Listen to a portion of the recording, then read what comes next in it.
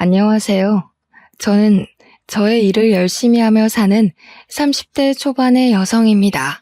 얼마 전 대학교 친구에게 새해 복 많이 받으라는 전화가 왔어요. 저와 친구는 이런저런 사는 이야기를 하다가 같은 학교 선배였던 황시환 선배 이야기가 나왔어요. 친구는 황시환 선배가 결혼한 지 2주 만에 이혼했다며 1년 전에는 같은 과 후배인 아이니와 파혼하더니 또 결혼에 실패했다고 했어요. 그러면서 그 오빠는 외모도 잘생기고 말도 재밌게 잘하는데 도대체 왜 그렇게 결혼을 못하는지 모르겠다고 하며 저에게 너는 혹시 그 이유를 아느냐고 물어보더라고요. 저는 그 이유를 확실히 알고 있었어요. 어떻게 아냐고요? 사실 저는 황시한 선배와 2년 전에 결혼을 약속했다가 파혼을 했거든요.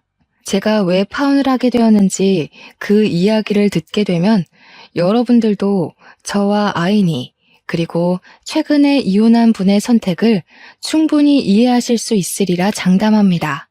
저의 예비 남편이었던 황시한 선배는 과에서 잘생기고 매너도 좋은 인기남이었어요. 저는 그런 예비 남편에게 한눈에 반했고 우리는 연애를 시작했어요. 이렇게 학교 다닐 때 시작한 연애는 졸업하고도 계속 이어졌고 무려 8년이나 사귀게 되었어요. 어느덧 저는 28살, 예비 남편은 32살이 되어 결혼을 생각해야 하는 나이가 되었죠. 우리는 서로 너무 사랑했던 터라 당연히 결혼을 생각해서 각자의 집에 정식으로 인사드리러 가기로 약속했어요. 먼저 제가 예비 남편의 집에 인사를 드리러 갔어요. 처음 뵙는 자리인 만큼 예쁘게 차려입고 예비 남편의 집 앞까지 갔어요. 예비 남편이 자신의 집 앞에서 저를 기다리고 있더라고요. 제가 예비 남편에게 너무 떨린다고 하니 걱정하지 말라고 어른들이 다들 좋아하실 것이라고 하며 다독여줬어요. 떨리는 마음을 부여잡고 예비 남편의 손을 잡고 집에 들어가니 남자 어른 두 분이 계시는 것이 아니겠어요? 예비 남편은 오른쪽은 아버지, 왼쪽은 고모부라고 하며 인사하라고 하더라고요. 저는 인사를 드린 뒤 설마 나온다고 고모부도 오신 거냐고 물으니 그게 아니라 오늘이 제삿날이래요. 저에게 제삿날이라는 말 한마디도 없이 인사하는 날짜를 잡은 것이 황당했어요. 하지만 어른들이 계시는데 그 자리를 박차고 나갈 수도 없는 노릇이라 일단 들어갔어요. 들어가니 고모부가 우리 장손이 드디어 여자를 데려왔다고 반겨주시더라고요. 인사를 드린 후 거실에 앉아 있는데 큰 방에서 할머니께서 나오셨어요. 예비 남편은 같이 사시는 친할머니라고 말하더군요. 저의 예비 남편은 장손이자 귀한 외동아들이고 친할머니, 저에게는 시할머니를 모시고 살고 있었어요. 제가 예비 남편에게 어머니는 어디 계시느냐고 물으니 부엌에 계신다고 했어요. 인사를 드리러 예비 남편을 따라 부엌에 가니 제사상에 올릴 음식들이 식탁에 올려져 있었고 예비 시어머니는 제기들을 마른 수건으로 닦고 계시느라 정신이 하나도 없어 보이셨어요. 저는 처음 보는 제기들이 신기했어요. 사실 저희 부모님은 제가 태어나기 전부터 교회에 다니셔서 제기들을 TV나 책으로만 봤지 실제로 본 것은 처음이었거든요. 어머니는 이리저리 두리번거리는 저를 보며 미소를 지으시더니 다가와 네가 현정이냐며 시완이에게 이야기 많이 들었다고 하시며 반가워하셨어요. 그러시며 미안한데 오늘은 제사라서 바쁘니 일단 조금 도와달라고 하시며 앞치마를 저에게 주셨어요. 처음 뵙는다고 정장까지 입고 왔는데 보자마자 앞치마를 주시니 너무 황당했어요. 하지만 앞으로 시어머니가 되실 수도 있는 분이니 저는 그냥 아무 소리 않고 앞치마를 받았어요. 그렇게 저는 예비시댁에 처음으로 간 지 30분 만에 앞치마를 맸어요. 그리고 불편한 정장을 입고 부엌 바닥에 앉아 전을 부쳤죠. 예비 남편도 제 옆에 앉아 같이 전을 부치려고 했어요. 그런데 그 모습을 본 할머니가 부엌으로 바로 오시더라고요. 시완아, 남자는 부엌에 들어가는 것 아니다. 어서 나와. 불성사납게 이게 뭐 하는 짓이냐? 할머니, 그래도 현정이 처음 왔는데 힘들잖아. 좀 내가 도와야지. 안 그래요? 예끼? 그러면 못 써. 우리 집에 대를 이을 하나뿐인 귀한 장남이 이런 일하면 못 쓴다. 어서 거실로 가서 앉아 있어. 할머니는 예비 남편의 손을 끌고 거실에 앉혔어요. 예비 남편은 거실에 앉아 고모부와 술을 마시며 희희낙낙하고 놀더라고요.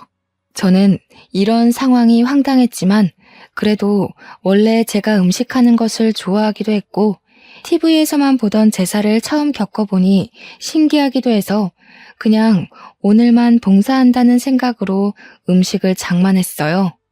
저녁 7시 정도가 되자 제사를 이제 해야겠다며 고모부와 시아버지가 거실에 병풍을 펼치시고 예비 남편은 큰 상을 가져왔어요.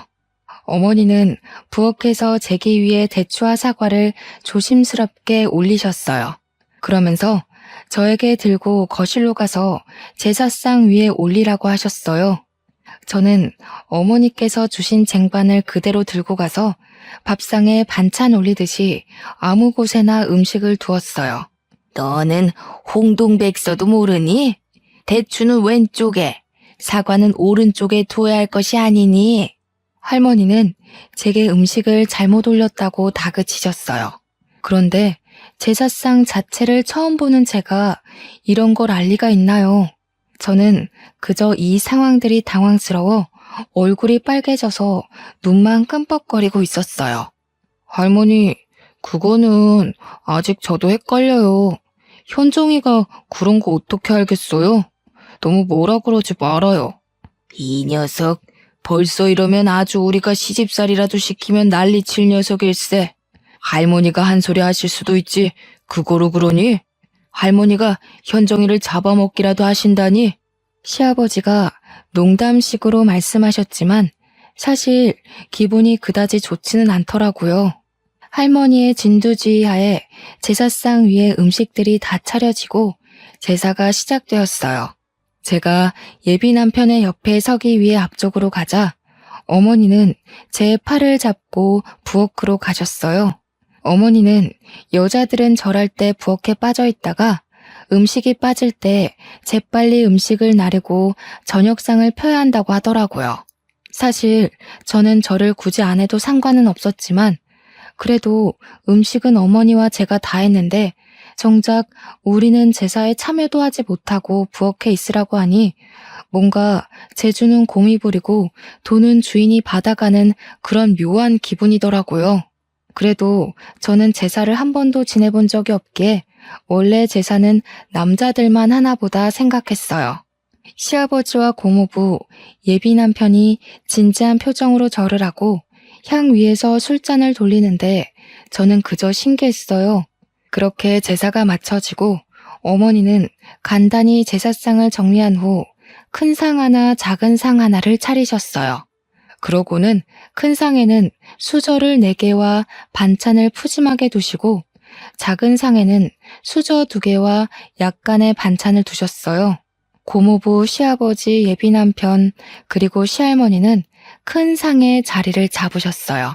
저도 예비 남편 옆에 앉으려고 하니 어머니께서 제게 잠깐만 부엌으로 와보라고 하시더라고요. 네가 잘 모르나 본데 제사 마치면 너와 나는 저 작은 상에서 먹는 거란다. 큰 상은 남자와 집안 어른들만 드시고 작은 상은 며느리들이 먹는 거야. 알겠지? 네 바빠서 같이 먹자꾸나. 어머니는 당연하다는 듯이 작은 상으로 가셨어요. 저는 이 상황이 이해가 되지 않더라고요. 우리 집은 남자와 여자는 평등해야 한다고 항상 교육하셨어요. 그래서 아빠와 엄마 그리고 제가 설거지도 항상 돌아가면서 했고요. 그런데 예비시댁은 남자는 부엌에 얼씬해서도 안 되고 심지어 밥도 따로 먹어야 한다니 이해를 하려야 할 수가 없었어요. 그렇게 이해가 되지 않는 식사를 마치니 할머니와 고모부와 시아버지가 큰 방으로 들어가시더라고요. 예비 남편도 저에게 잠깐만 기다리라는 표정을 짓더니 같이 큰 방으로 들어가고 거실에는 저와 어머니 둘만 있었어요. 어머니는 부엌에서 쟁반을 들고 와 모두가 드신 식기를 정리하시기 시작했어요. 어머니께서 거실에서 일하고 계시는데 가만히 있기도 뭐하고 해서 어머니를 도와 상을 치우고 정리했어요. 부엌에 가니 제기들이 쌓여 있었고 싱크대에는 설거지거리들이 한가득 쌓여 있더라고요. 어머니는 처음엔 저에게 제기 정리 좀 해달라고 하셨어요. 제기를 처음 본 제가 제기를 어떻게 정리해야 하는지 알 턱이 있나요? 모른다고 하니 어머니가 제기를 정리하시기 시작하셨고 저는 설거지를 했어요. 그렇게 1시간 정도 지나 부엌 정리가 끝났어요. 제가 설거지를 다 하고 고무장갑을 벗자마자 큰 방에서 예비 남편이 나오더라고요. 다 했어? 설거지할 거 많았을 텐데 고생했네. 벌써 밤 10시인데 이제 집에 가야 하지? 근데 어쩌지? 아까 나 고모부랑 술 먹어서 운전은 못 해줄 것 같은데 혼자 갈 수 있겠어? 예비 남편은 제가 설거지를 할 동안 방에서 고모부와 아까 못다 마신 술을 더 마셨더라고요. 술에 취해 해롱해롱한 예비 남편과는 오늘 그 어떤 이야기도 할 수 없겠다 싶어 어른들께 인사를 드리고 혼자 버스를 타고 집에 왔어요. 집에 도착하니 밤 11시였어요. 예비 시댁에 인사드리러 간다고 오전부터 나가서는 완전 파김치가 되어 밤늦게 온 저를 본 엄마는 깜짝 놀라서 무슨 일 있었냐고 물으셨어요.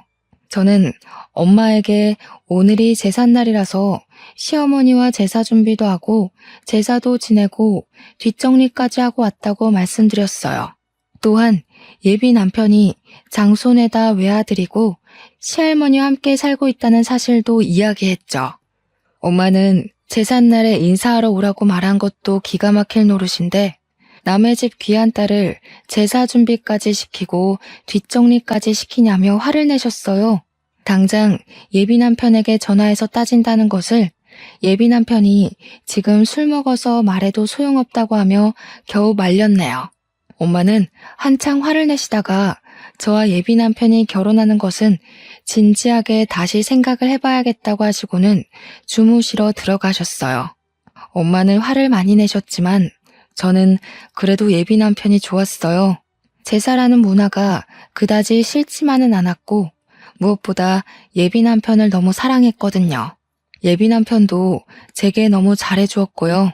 그래서 그 뒤로도 저희는 잘 만났지만 엄마는 그날 이후 우리의 만남을 탐탁지 않게 생각하셨어요.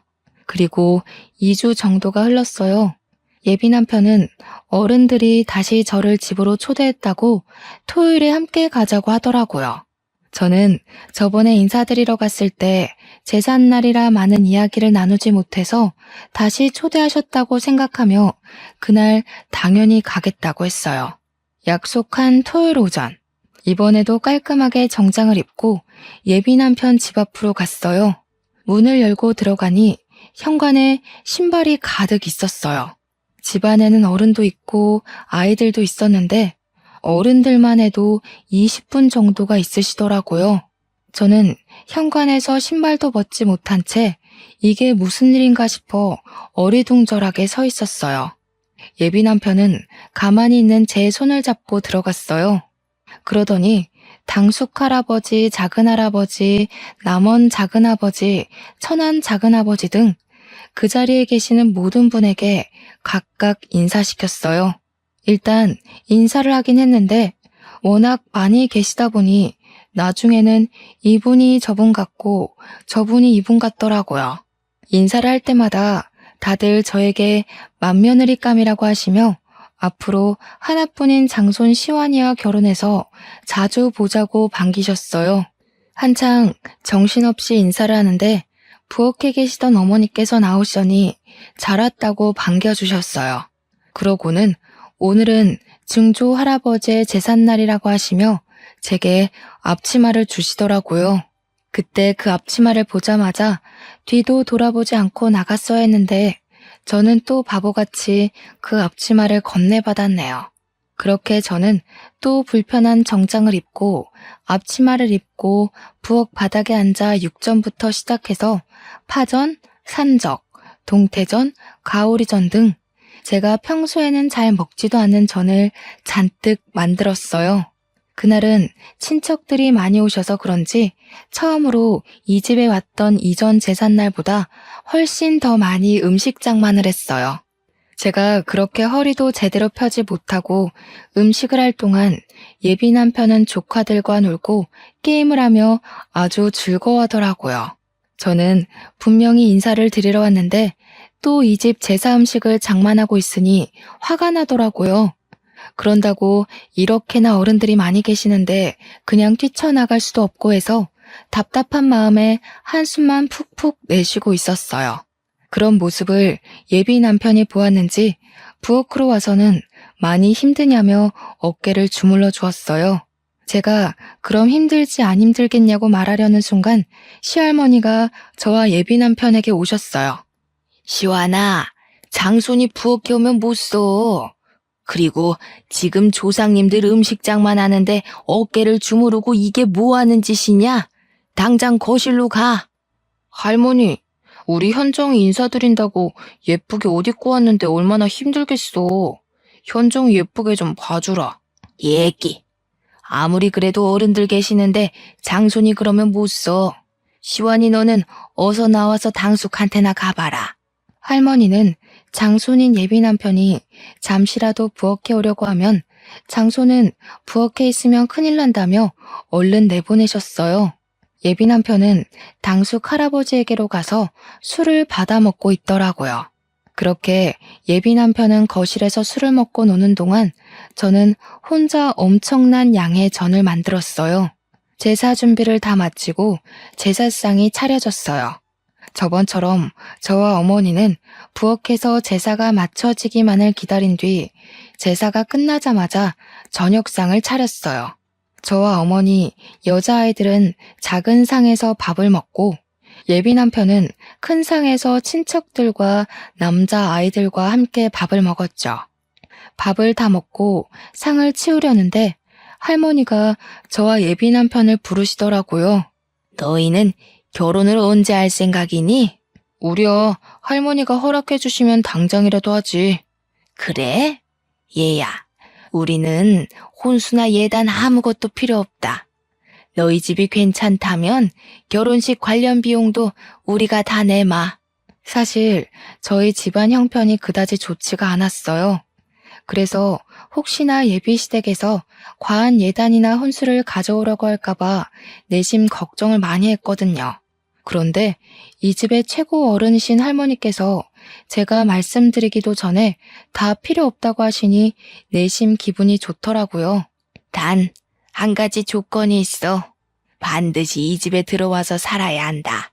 저는 평일에는 회사에 있으니 저녁에만 집에 있을 것이고 주말에는 예비 남편과 데이트를 하러 나가면 되니 이 집에 들어와 어른들과 함께 산다는 것에 대해 큰 부담은 없었어요. 무엇보다 이 불편함을 다 이겨낼 정도로 예비 남편을 너무 사랑했어요. 게다가 제가 결혼을 앞두고 걱정을 많이 했던 예단과 혼수, 결혼식 비용 문제를 한 번에 다 해결할 수 있기에 할머니의 말씀에 알겠다고 바로 대답했어요. 그래, 며느리라면 당연히 그래야지. 너네 집은 제사 언제 지내니? 부모님이 교회 다니셔서 제사를 지내지 않아요. 사실 저는 제사 지내는 모습을 실제로는 처음 봐요. 제사를 한 번도 지내본 적이 없다고? 자고로 조상님께 예를 갖춰야 만사가 형통하는 법이다. 이런 조상님들도 모르는 근본 없는 것들. 에이, 할머니, 요새는 다들 제사 이렇게까지 안 지내. 제사 다 합쳐서 간소하거나 아예 안 하는 집도 많아. 명색이 황씨 가문의 장손이라는 사람이 그게 할 소리냐? 이것이 제사 안 지내는 근본 없는 년을 만나더니 애가 이상해졌네. 제사를 지내지 않는다는 이유로 친척도 아닌 할머니에게 근본 없는 년이라는 소리를 듣는데 너무 화가 나고 억울해서 눈물이 다 나오더라고요. 눈물이 터지려던 찰나 시어머니가 과일과 한과 따뜻한 차를 한 상 차려오셨어요. 어머니, 이제 다과 드세요. 그리고 현정이는 나 좀 도와주렴. 어머니께서 다과상을 들고 와서 할머니의 말씀을 끊으셔서 다행이었지. 만약에 그러지 않았다면 저는 그 자리에서 아마 펑펑 울었을 거예요. 어머니의 부르심에 부엌에 가니 저번보다 훨씬 더 많은 설거지거리가 쌓여 있었어요. 저는 할머니 앞에서 잔소리를 듣느니 여기서 설거지하는 게 훨씬 마음이 편하겠다 싶어 싱크대 앞으로 갔네요. 그렇게 저는 설거지를, 어머니는 제기 정리 및 부엌 정리를 2시간 정도 하니 드디어 부엌이 깨끗해졌어요. 거실로 나가보니 시간은 어느덧 자정이었고 친척들과 예비 남편은 술에 취해 제정신이 아니었어요. 저는 집에 가야겠는데 시간이 너무 늦어 택시를 타고 갈 생각으로 예비 남편에게 여기 집 주소 좀 알려달라고 했어요. 그런데 술에 취해서 집 주소도 말하지 못하고 헛소리만 해대는 것이 아니겠어요. 그러는 모습을 보신 친척들과 어머니도 오늘 너무 늦었고 여자 혼자 이 시간에 택시 타는 것도 위험하니 그냥 하룻밤 자고 가라고 하시더라고요. 저는 어쩔 수 없이 엄마에게 오늘 집에 못 간다고 전화하고 예비시댁에서 원치 않는 하룻밤을 자게 되었어요. 어머니는 부엌 옆에 쪽방이 하나 있다며 그곳에서 자라고 이부자리를 펴주셨어요. 그리고 어머니께서 집에서 입으시는 편한 옷을 하나 주시며 옷 갈아입고 푹 자라고 하시고는 나가셨어요. 혼자 방에서 편한 옷으로 갈아입고 누워있는데 거실은 시끄럽고 장소는 세상 불편한 예비시댁이다 보니 잠이 쉽게 들지 않더라고요. 결국 저는 모든 친척이 다 술을 마시고 코 고는 소리가 들릴 때까지 뒤척이다가 겨우 잠이 들었어요. 이제 잠이 들었다 싶었는데 어머니가 제가 자고 있던 방에 들어오셨어요. 잠깐 나와 보라고 하시더라고요. 나와서 시계를 보니 새벽 5시였어요. 얘야, 우리 집은 며느리들이 새벽 5시에 일어나 음식을 준비하고 새벽 6시에 다들 밥을 먹는단다. 어지간하면 나 혼자 하겠는데 어제 무리를 했는지 몸이 안 좋아서 말이야. 미안한데 음식 준비 좀 도와주지 않으련? 어머니는 제게 부탁을 하면서도 계속 국을 끓이고 나물 반찬을 하느라 정신이 없으셨어요.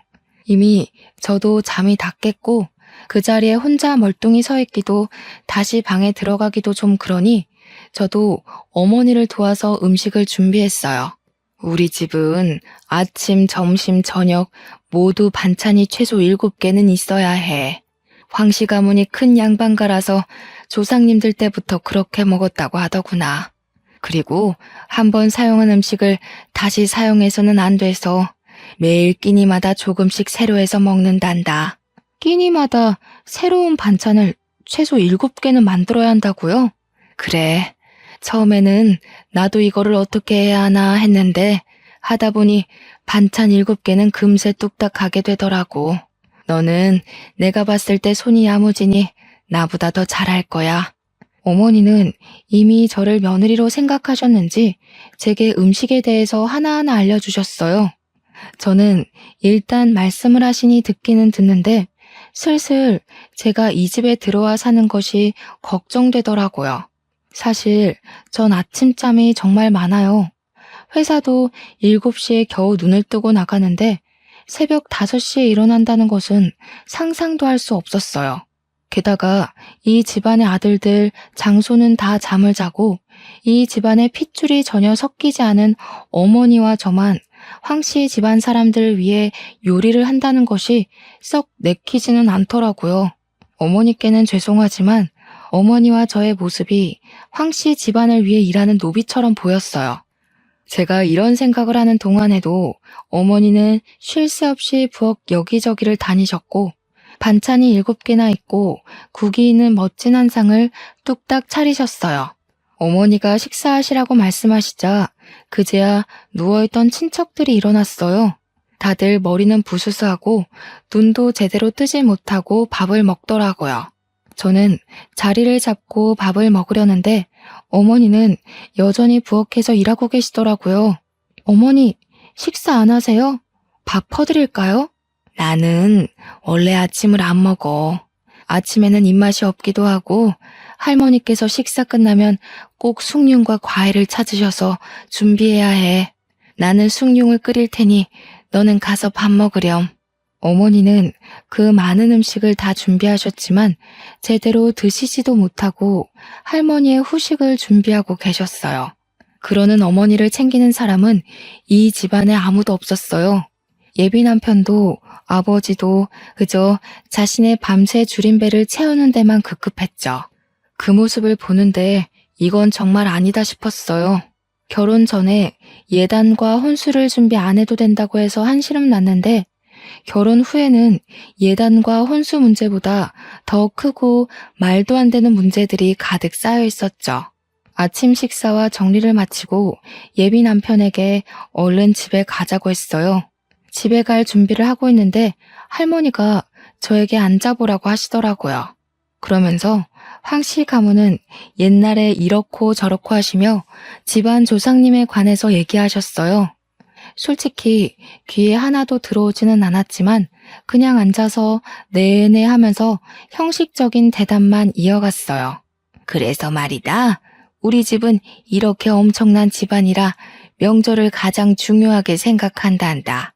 그래서 우리 집 며느리들은 명절 때 조상님들을 모시고 친척들을 챙겨야 덕을 쌓을 수 있어서 친정에 못 간다.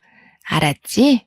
그 말씀은 설날, 추석 연휴 내내 시댁에 있어야 한다는 말씀인가요? 그래.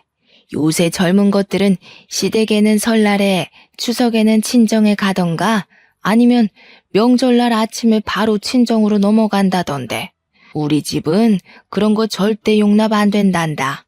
그러면 저는 혼자여서 저희 부모님은 명절 때 두 분이서만 보내야 할 텐데요. 그 대신 명절 때 말고 명절 전주나 다음 주에 네 시어머니랑 번갈아서 친정에 한번 다녀와. 원래 옛날에는 처음에 결혼하면 3년간 시댁에 살면서 친정에 가보지도 못했다. 그래도 요새는 많이 좋아진 거야. 결혼한 지 1년도 안 된 새댁이 친정에도 가고 말이야.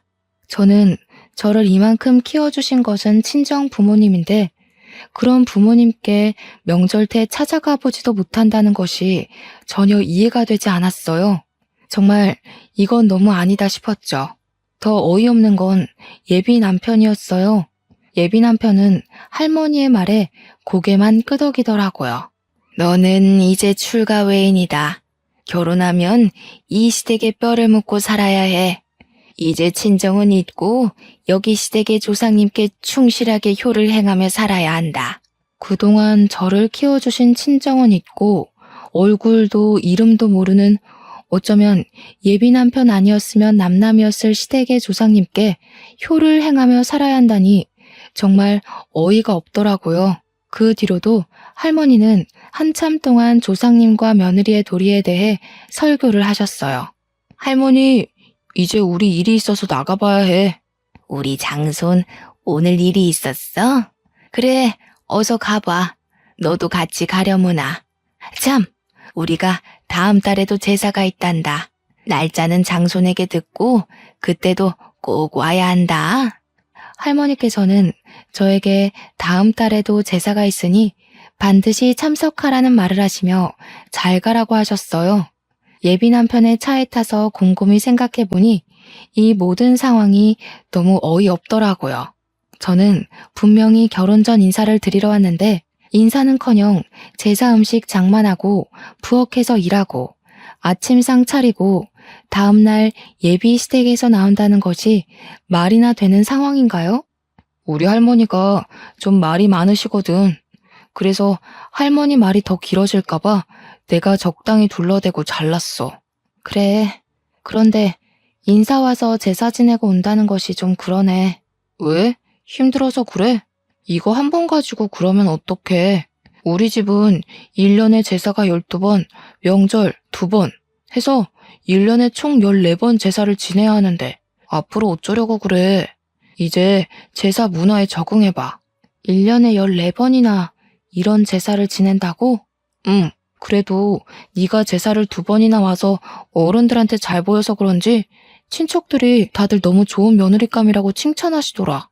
며느리감? 응. 최고의 며느리감이래.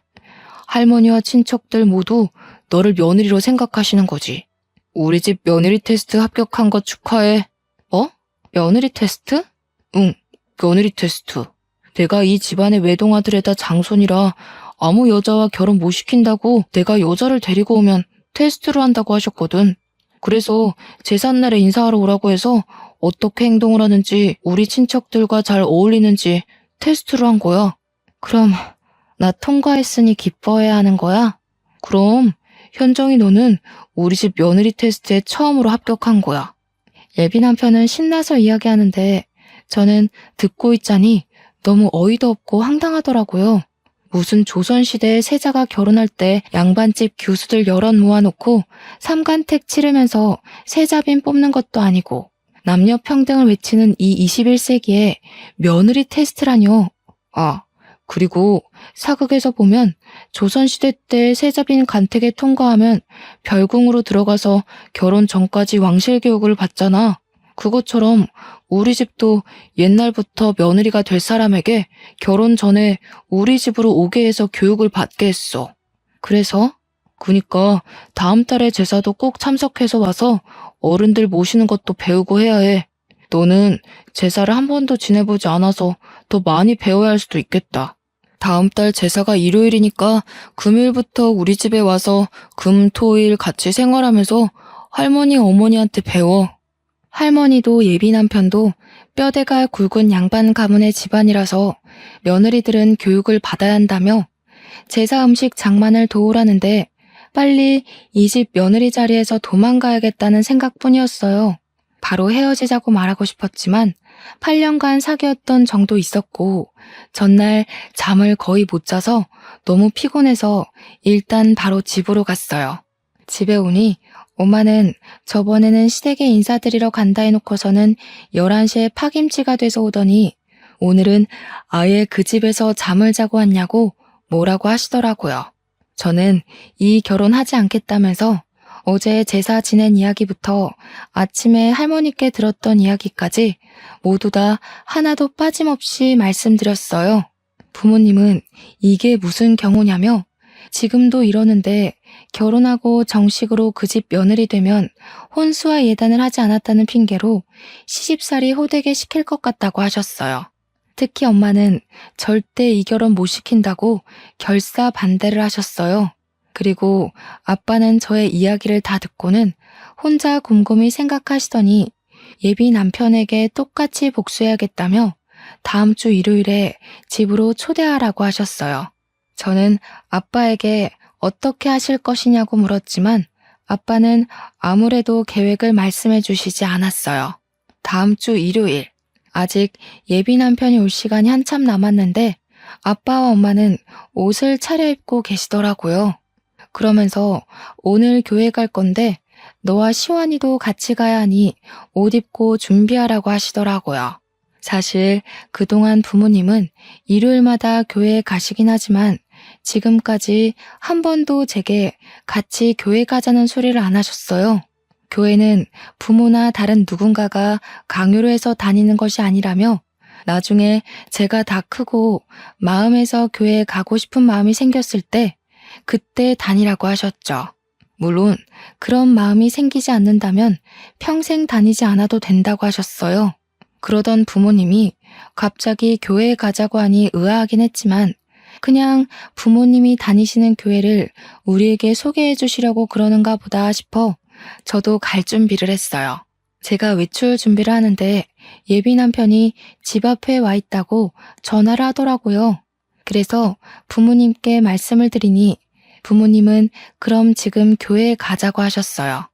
예비 남편은 집에 인사를 드리러 왔는데 갑자기 부모님이 교회에 가자고 하시며 차에 태우시니 당황하더라고요. 저 근데 현정이가 교회에 다니는 줄 몰랐네요.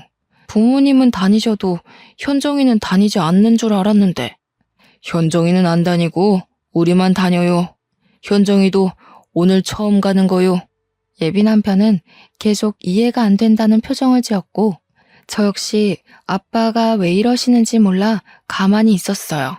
저와 예비 남편은 그렇게 부모님을 따라 1시간 반 동안 같이 예배를 보고 교회 사람들과 같이 밥도 먹었어요.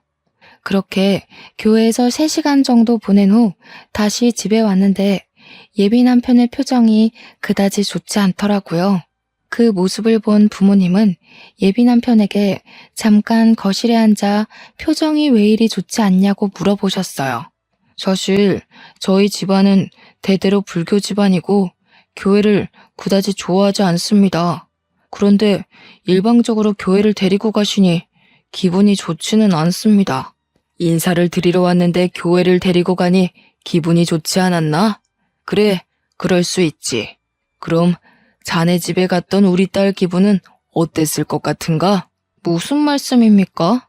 우리 딸은 교회는 다니지 않았어도 기독교인 부모 만나서 제사를 한 번도 지내본 적이 없는 아이일세. 그런데 인사드리러 간 그런 딸에게 제사 준비를 2번이나 시켰다고 해서 일부러 이런 자리를 만들었네. 제 생각에는 현정이가 앞으로 저와 결혼하면 제사상을 차리고 해야 하는데 미리 우리 집의 가풍에 대해 경험해보는 것이 좋지 않을까 해서 그렇게 한 것입니다. 그래? 그럼 자네도 앞으로 현정이와 결혼할 사이니 매주 일요일 우리와 함께 교회에 가자. 솔직히 1년에 14번 제사보다 매주 교회가 훨씬 낫지 않나? 매주 같이 교회를 가자고요? 저희 제사는 고작 1달에 1번이지만 교회는 매주인데 어떻게 이게 더 괜찮습니까? 가서 앉아만 있으면 되는데 제사상 차리고 설거지하는 것보단 훨씬 낫지. 안 그런가? 아마 저희 할머니가 교회에 간다고 하면 난리치실 것입니다. 교회를 떠나 매주 일요일에 현정이가 친정에 간다고 해도 아마 화를 내실 거예요. 우리가 언제 현정이도 같이 간다고 했나? 현정이는 자네 집 어르신들 식사 준비해야 한다고 하니 못 가고 자네만 나와서 우리랑 같이 교회에 가자고. 괜찮지? 못한다고 하면 우리도 결혼 못 시키네. 예비 남편은 그 이야기를 듣고 집에서 생각을 해봐야겠다면서 표정이 좋지 않은 채로 집에 가봐야 할 것 같다며 나가더라고요. 예비 남편이 간 후 저는 부모님께 어떻게 이런 생각을 하셨냐고 여쭤봤어요. 일단 그 집에서 너한테 이야기도 하지 않고 제삿날 인사하러 오게 한 것부터 나는 이해가 가지 않았다. 그래도 좋게 생각해서 친척들이 다들 한자리에 모였으니 너를 소개하려고 그랬나 보다고 좋게 생각하려 했어. 네, 정말 제삿날에 많은 친척이 오셔서 다들 인사드리고 하긴 했네요. 그런데 결혼도 아직 하지 않았는데 예비 며느리라며 잔뜩 음식 장만을 시키고 설거지까지 하고 왔다길래 화가 나더구나. 지금부터 이러면 진짜 며느리가 되면 아주 난리가 나겠구나 싶었지. 맞아요. 정말 그 집 며느리인 시어머니는 정말 생기가 하나도 없어 보이셨어요. 정말 죄송하지만 황씨 집안을 위해서 일하는 노비 같았어요. 그 정도였니? 아무튼 너도 마음이 떠난 것으로 보이고 해서 둘이 헤어진다고는 했는데 그래도 남의 집 귀한 딸 고생시키는데 그냥 헤어지기엔 뭔가 내가 아쉬웠어. 그래서 내가 복수를 계획했지. 그런데 우리 집은 제사를 지내지 않으니까 제사날 오라고 할 수도 없으니 대신 교회로 바로 데려가신 거예요? 그렇지. 솔직히 네가 그 집에서 2번이나 제사상 차리고 뒷정리하고 온 거에 비하면 너무 소소한 복수이지만 그래도 그 비슷한 상황을 조금이라도 느껴봐야 하지 않겠니? 그래야 정신 좀 차리지. 저는 부모님의 아이디어에 감탄했어요. 그렇게 한창 부모님과 신나서 대화하는데 예비 남편 번호로 전화가 오더라고요. 저는 이제 집에 도착했다고 전화를 한 줄 알고 받았는데 할머니셨어요.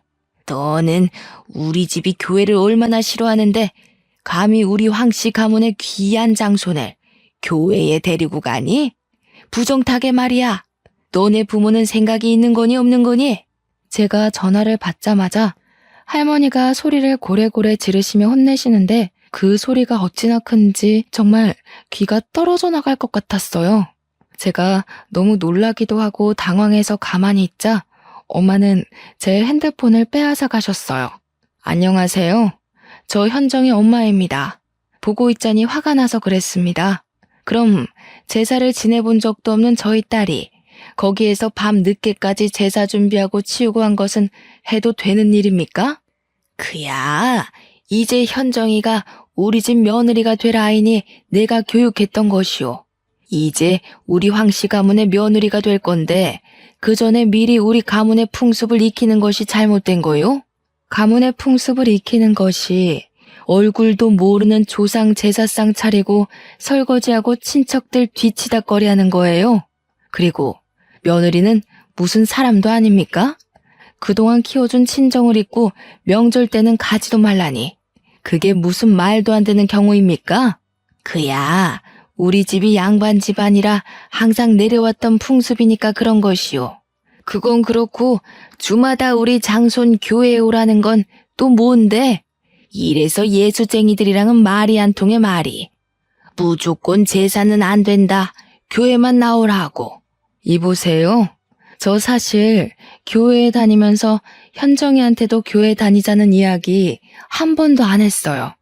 그런데 그 집에서 자꾸 결혼도 하기 전에 제사에 와서 준비하라니까 저도 화가 나서 그쪽 손주도 똑같이 당해보라고 일부러 그런 자리 만든 겁니다. 아주 말도 안 되는 소리를 짓거리네. 이래서 제사를 안 지내는 것들은 근본이 없어 근본이. 사람이면 자기 조상을 알아야지. 조상도 모르면서 무슨 하느님 예수님을 찾고 앉아있어? 그럼 그 집 며느리들은 자기 집 조상을 찾아야지 왜 애먼 황씨 집안 조상을 위해 일한답니까? 자기 조상도 모르니 그런 소리가 나오지. 이래서 교회 다니는 사람들은 사람 취급도 해서는 안 된다니까. 그래서 당신의 딸이 우리 집 제사 못 지내게 하겠다는 것이요? 그럼 우리도 결혼 못 시키니 그런 줄 알아. 네, 저희도 그쪽 아들 주마다 교회 안 오면 저의 귀한 딸 그쪽에 보낼 생각 없습니다. 경제적으로 힘들어 보여서 얘 다니고 혼수고 다 포기하고 몸만 와서 이 집에서 살라고 했구먼. 내 나름 당신네 생각해서 이렇게 하는데 아주 복을 걷어차네 걷어차. 할머니는 엄마에게 할 말 못한 말 다 하시고 전화를 끊으셨어요. 부모님은 화가 잔뜩 나서 다시는 예비 남편을 만날 생각도 하지 말라고 하셨어요. 다음날 저는 예비 남편에게 전화했어요. 어제 우리 집에 이런 일이 있었고 나도 그 집에서 며느리 노릇할 자신이 없어서 우리 이제 그만해야 할 것 같다고 말하려고 했죠. 솔직히 미워서 전화도 하고 싶지 않았지만 그래도 8년이라는 긴 시간을 사귀었고 결혼까지 약속했으니 확실히 끝내고 싶었거든요. 그런데 전화를 받지 않더라고요. 카톡도 보지 않고요. 그날뿐 아니라 다음 날이 되어도 한 달이 되어도 예비 남편은 아무 연락이 없었어요. 이렇게 저는 8년 동안 사귀고 결혼까지 약속했던 예비 남편과 파혼을 했어요. 아니지. 확실히 그만하자고 끝맺음을 한 건 아니었으니 잠수 파혼을 당했다고 표현하는 편이 더 맞겠네요. 10년이면 강산도 변한다는데 8년이면 절대 짧은 시간은 아니잖아요. 저는 8년간 예비 남편이 진짜 저의 남편이라고 생각하고 최선을 다했어요. 그런데 마지막 인사도 하지 못한 채 제가 사랑을 쏟아부은 그 시간이 순식간에 물거품이 되었어요. 그래도 끝맺음을 확실히 못해서인지 헤어지고도 한동안은 미련이 계속 남더라고요.